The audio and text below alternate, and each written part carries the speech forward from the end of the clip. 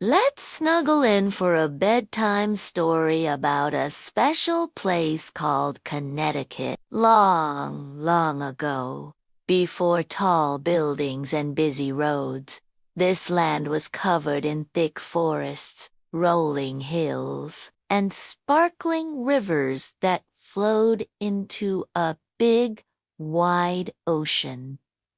Thousands of years ago, the first people came to Connecticut. They were called Native American tribes, like the Mohegan, Pequot, and many others. They were very connected to the land, knew how to hunt in the forests, fish in the rivers and the sea, and grow corn and beans in the fertile soil. They built their homes from wood and bark, and they lived in villages near the water. These Native American people had their own languages, their own stories, and their own ways of doing things. They lived peacefully with nature for many centuries. Then, a long, long time ago, big ships sailed across the ocean from a faraway land called England. People called the Pilgrims and Puritans came to this new land,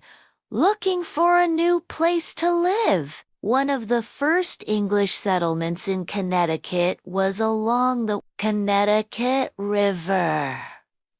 These new settlers started to build their own towns and farms. Sometimes, there were misunderstandings and disagreements with the Native American tribes, who had lived there for so long. One of the interesting things that happened in Connecticut was that the people who lived there decided they wanted to govern themselves. They wrote down some rules for how their colony would be run. These rules were called the Fundamental Orders, and they were one of the very first written constitutions in America. That means Connecticut was a very important place for the idea of people making their own laws. Later, Connecticut became one of the 13 original colonies that decided to become independent from England.